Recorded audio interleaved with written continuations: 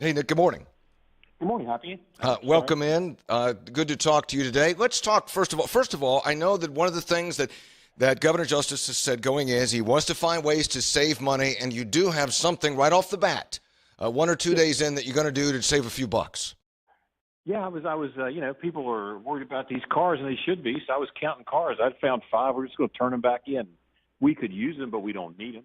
So why should we have the taxpayers paying for them? So, it's just a pretty low-hanging fruit. But we've asked all the folks that have come in as in the administration to do just the same thing. Let's not. There's big things to do, and there's little things to do, and all of them save money. So we were very pleased that. After a day, we figured out we had some cost-cutting opportunities that don't really impact the office, and we'll be fine with that. And we just hope everybody follows suit with us. So you're cutting 5 taxpayer-funded vehicles from the governor's office and asking every cabinet to explore ways to trim waste, no matter how small, according to Governor Justice. So, Nick, all you got to do is repeat that 200-300 times, and you got a balanced budget. Well, I'm going to tell you, I may have to do more than that, but if I can pick off 5 in the first 5 hours, I'm hoping that other folks can pick off a lot more in the next 24. Nick, is that indicative of, and everybody talks about waste, fraud, and abuse, but this is, okay, it's a few bucks, but also it can be seen as symbolic. Is this an indication that if you do top down, you can, in fact, find ways in every part of government to spend less? Yeah, Hoppy, it's true. I mean, it's a leadership issue, and we've got some great leaders up here. But yes, when you come in, you've got a new set of eyes looking at the way things have been done, and that new set of eyes can look around and I think can find opportunities to say, if we did this a little differently, we might be able to save some money on this. We may be able to deliver more services because we save more money, or maybe we'll just save some money because we've got a budget crisis. It's not a simple task. I think it's just an awareness. And one of the things we're very comfortable with, and we have a high level of optimism, is bringing business-type people into some of these leadership positions. They're used to, as I say, I spent my whole career working 28 days a month to make payroll. And the rest of the month, I might make a few bucks for myself. You get so when you're in that kind of setting that you watch the nickels and pennies, and if you watch those, the dollars hopefully will take care of themselves. But you can't balance a budget on cutting 5 cars by any means. I don't want to sound overly optimistic, but it's an attitude, it's an approach, and it's bringing business principles into government. Government's not a business, but it's bringing business principles into government, and we're hoping that comes from the top all the way down, and that everyone's inspired by it and tries to do a little bit better for a little bit less. Nick Casey, who is Chief of Staff for Governor Justice. Okay, the governor said some things in his speech, in his inaugural speech Monday, that certainly caught our attention. Nick, so I want to ask you about them. First of all, he said, we've got to raise revenue. Now, you and I talked about this, and to a lot of folks, that meant, well, raise taxes. But you say when Governor Justice says we've got to raise revenue, he's not talking about raising taxes. Well, yeah, you think, again, this is the business mentality we bring, revenue. And let me use a hotel, because Governor Justice has some experience with hotels. You can raise revenue at a hotel by increasing the room rates. That's one way to do it. Or you can sell more rooms at the same room rate. And I think that's the way we have to look at revenue. We make about $1,900,000 on personal income taxes. If we can get more people to work, you don't have to raise the rate. You'll just have more people working, and they will pay the tax at the same rate that other working folks pay the tax. That's kind of organic growth. So that's a revenue increase that comes not by taxes. Now, you sure can raise taxes, too. You can raise the room rate at the hotel and maybe make some more money, but it has other repercussions. Maybe somebody doesn't want to stay this month because it's a little too expensive. So when we talk about revenue, we are trying to find revenue through this organic, positive economic growth way. And I always say I'm the old accountant in the conversation now. And, yeah, there's other ways you could raise taxes. The legislature last session, they had to deal with that, and they raised some tobacco taxes. They didn't want to, but because of the situation, they did that. So that's one way to increase revenues is a tax increase. But that's not the kind of revenue that Governor Justice has been talking to me about finding. It's find this revenue by being able to do more economic activity. As he said, when people come in town and they visit on tourism, they're going to buy another Slurpee at the gas station. That's not a lot of money, but that's another sales tax that comes in. So That kind of activity generates more revenue without anybody paying more tax. Nick, I think that's an important distinction because you've been around the Capitol a long time, and when people at the Capitol talk about raising revenue, they're always talking about taxes. So Jim, coming from the private sector, when he talks about raising revenue, then he's talking about economic growth, which generates more revenue. So I think that's an important distinction that needs to be made that perhaps wasn't clear to some of us after Monday. Let me ask you also about education reform plan. He says he's got a plan of what he wants to do going forward. Two things that stood out. One was reducing the size of the bureaucracy of education. I'm not sure if he mentioned the research or not, the regional organizations and public ed, but can you give us more details of what he has in mind there for this, quote-unquote, reducing the bureaucracy in public education? Yes, kind of a big picture. We'll have more for folks at the State of the State because that's where we can get down into some of the more detailed stuff in it. But basic principle is less regulation equals more efficiency. And if you're more efficient, you're going to save time and money.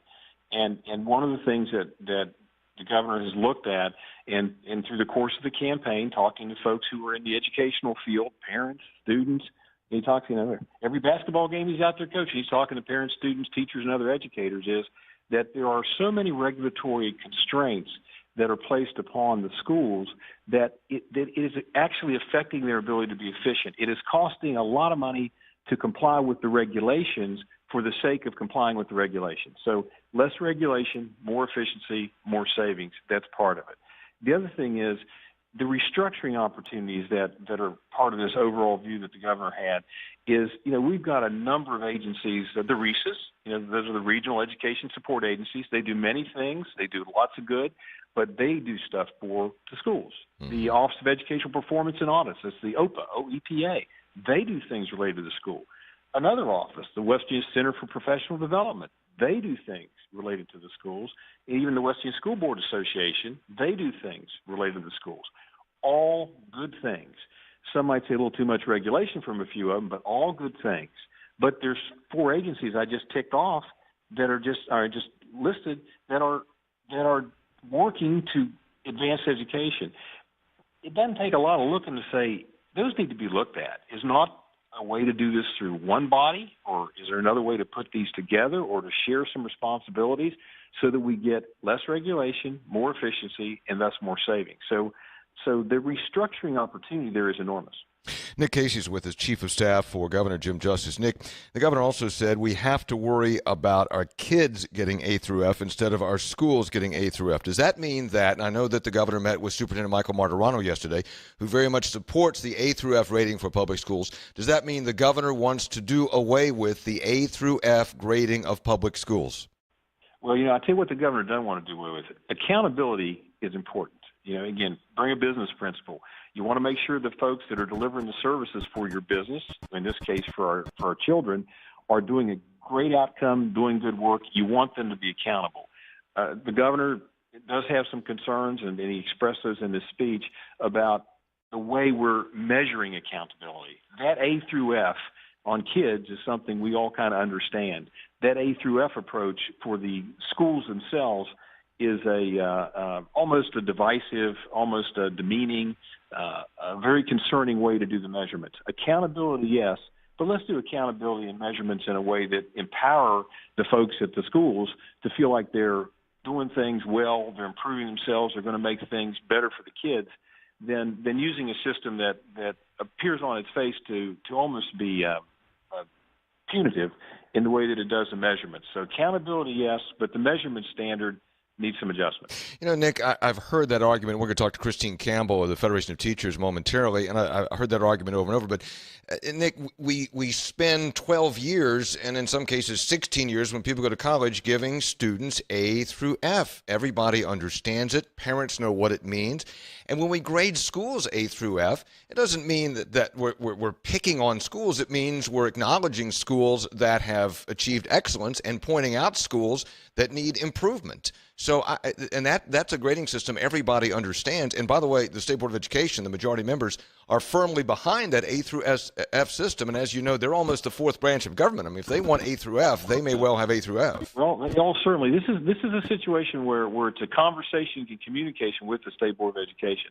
This is not something, as you well said, Hoppy, that the way the structure is set up in government, the governor does not control the State Board of Education. He can make appointments to it and through that method give some input. But, they're appointed for 9 years. Most of the people on the Board of Education, if they're able to live long enough to serve 9 years, are going through at least 2 governors, maybe 3, depending how it comes out. But Hoppy, here's the problem with that A through F thing as I see it. It's on a bell curve. Yes. For every A, there's an F. I actually did some math tests when I was a kid. I wasn't good at it, but if I got them all right and the kid next to me got them all right, let's say everybody in the class got them all right, shouldn't they all get an A? But on a bell curve, I don't know how you do it, but somebody's going to get an A and somebody's got to get an F. And that methodology is not a comfortable way, I think, for the folks they're being graded to say, well, maybe we all got 90s out of 100. Does that mean that the guy got 100 gets an A, but the guy that got a 90 gets an F? That's not very representative. All right. Do you want the same level? Does the governor want? I realize this is a work in progress. I'll give you the benefit of the doubt on that. Does the governor want the same level of accountability? Just call it something else, or don't do A through F, but have the same level of accountability that goes into the A through F now? Yeah, I think that's a fair way to look at it, Hoppy. What the governor supports is accountability. The accountability, and he supports outcomes. He supports outcomes. And so you want those as a premise, but how you explain that to people as to how their schools and county, whatever it is doing, F versus A, is not very helpful, and I don't think is representative of the accountability that those schools have. And that's, I think, where the debate is. And there's certainly, I respect everyone on the state school board. They're very competent people, and they've looked at this closely. But you also talk to folks that the governor has, folks that are at the receiving end of the grades, if you would, in this case the schools, not the students.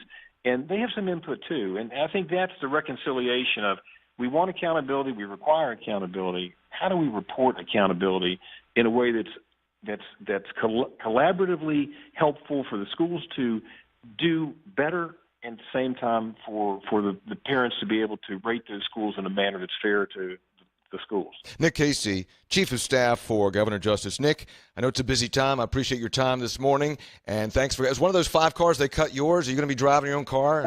Somebody said, Nick, you get a car. Chief of Staff, you get a car. I can walk to work. Why would I ever want a car? I look at that and go, what in the world is this all about? And I have to admit and maybe working down here will help me better understand the culture. But let me tell you, the folks that are working from the Chief of Staff's office down to the heads of our departments, they don't get it that they're supposed to get these things. They came here to do something for the state of West Virginia, and the inducement of you get to have a car with a state license plate. That's not what they're here for. And I don't think most of our workers are here for that. We want to change the way people think down here about those type of things. Nick Casey, Chief of Staff of Governor Justice. Thank you, Nick.